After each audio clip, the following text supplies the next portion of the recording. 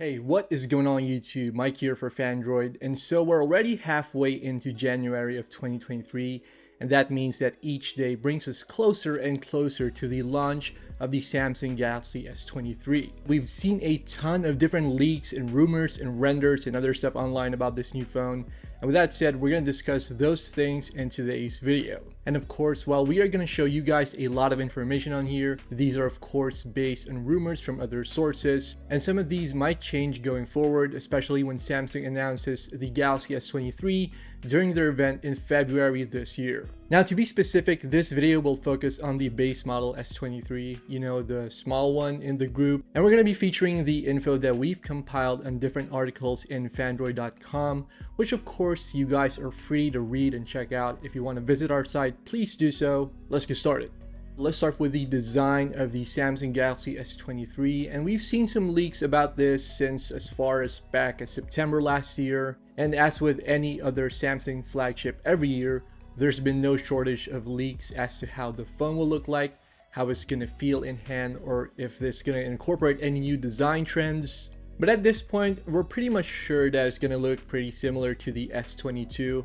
Now with that said, we can expect the front of the S23 to look pretty similar to its predecessor. I mean, you do get the rounded edges around the display with the uniform sized bezels all around. And yeah, it's very much a standard affair in terms of design.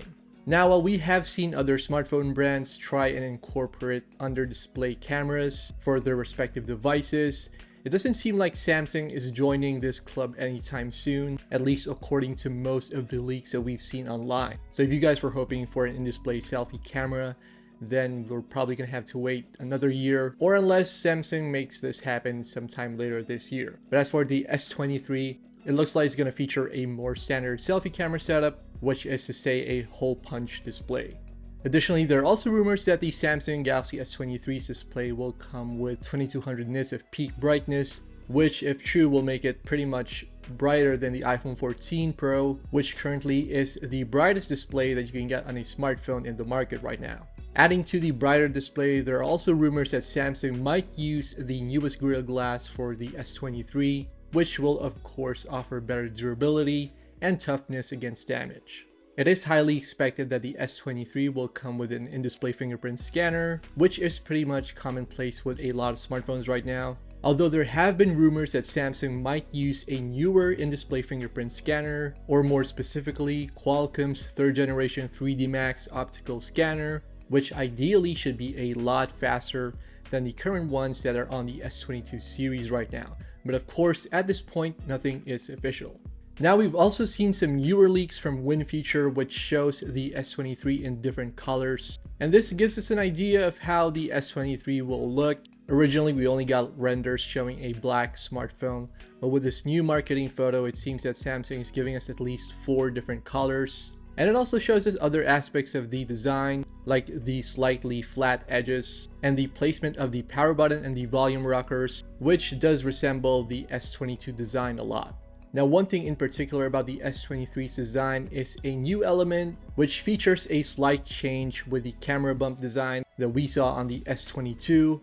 Originally on the S22, the phone had recessed camera lenses at the rear panel, but with the S23, it seems like Samsung has decided to incorporate the one that we saw on the S22 Ultra, so now you get 3 individual camera bumps. And while personally I do prefer the recessed camera style that we saw on the S22, as this will prevent most damage and scratches to the camera, this is of course going to be a subjective affair. But it's also interesting to note that this design change seems to be coming to the other A series phones as well from Samsung. So we've also seen this particular design on the Samsung Galaxy A54, at least according to most leaks that we saw online.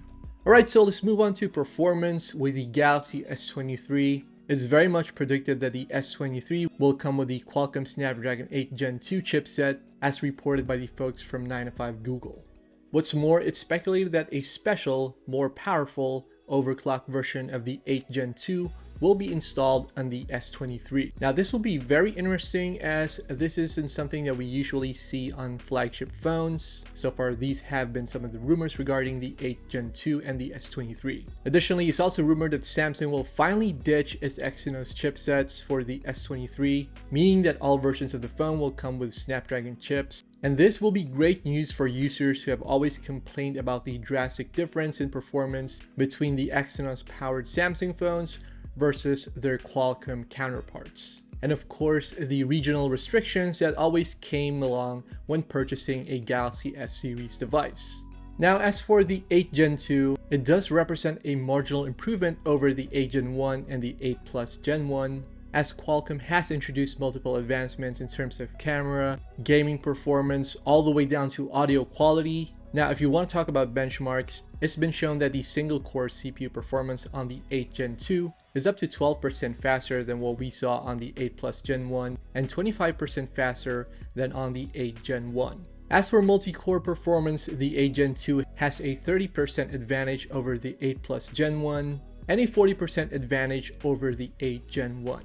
Now, it wouldn't be really surprising if we got the 8 Gen 2 on the S23, as Samsung does usually tend to go with the latest and most powerful Qualcomm chip available during the time of production. And in addition to the 8 Gen 2, we've also gotten word of the RAM and storage options for the S23, and it looks like the phone will be offered in 8 and 12 GB RAM versions, and there will be combinations where users can either get 8 GB of RAM and 256 GB of storage, 8 GB of RAM and 512 GB of storage. Now, based on this, it seems that Samsung will let go of the 128 GB base version that we usually saw on previous Samsung Galaxy S devices. So yeah, if you're after more storage and a brand new smartphone, then the 256 GB of storage on the base model S23 should be a nice start for you. To further improve the performance on the S23, it's also rumored that Samsung will be using new cooling technology to keep the phone from getting too hot, especially during intense usage. Online reports do state that Samsung will be using proprietary new cooling technology for its new devices. With that said, the combination of a Snapdragon chipset alongside the new cooling system should provide users with a better overall experience with the S23. Alright, so let's move on to camera and battery. Now, there's a tweet from Ice Universe as well, saying that the S23 might come with a significant jump in megapixel count, specifically a 200 megapixel main camera on the rear panel of the S23. And now, while megapixel count isn't always everything when it comes to camera performance, there's no doubt that higher megapixel counts do affect the overall photo and video quality of your smartphone. Night mode is supposedly one of the other improvements that Samsung is working on with the S23. As in the past few years, we've seen a lot of emphasis on night mode from manufacturers like Google, Apple, even Huawei and Oppo when it comes to camera performance on Android and iPhones. Although we haven't gotten any rumors of a technical nature, just that the tweet says that it's going to be a definite improvement when it comes to low light camera performance with the S23. Now, in terms of battery life, it's no secret that the S22 wasn't the best phone out there in terms of endurance. So there are rumors claiming that the S23 will come with a slightly higher capacity. So right now the S22 runs on a 3700 mAh battery, but there are some rumors online that indicate that the S23 could come with a slightly higher 3900 mAh battery. Now, whether or not the 8 Gen 2 and the new cooling system affect the battery drain on the phone is still something to be seen. But with that said, any improvement or increase to the battery overall is going to represent a good step forward in terms of the overall user experience with the S23. Now, as for price, if you were wondering how much the phone will cost, it's generally thought that Samsung could end up charging consumers the same price for the S23. This will essentially put the Galaxy S23 at around $800, which is pretty much the same price that the S22 launched with last year. Users won't have to pay more in case they want to upgrade from their S22 to a newer Samsung flagship. Right, so with all that said, I do think that the S23 will be a pretty exciting upgrade, especially compared to the S22, at least based on all the leaks and rumors that we've heard so far. Now, as we mentioned at the beginning of this video, nothing is really official until Samsung says so in its official launch event, but until then, we'll wait for the S23 with much anticipation. Right, so if you guys have any thoughts on the S23, on the leaks and rumors that we discussed today, let us know in the comments below. And of course, do feel free to check out the content on Phandroid.com. A lot of these leaks were discussed on the website, and of course our other videos here on YouTube. With that said, thanks a lot for watching, and we'll see you guys in the next one.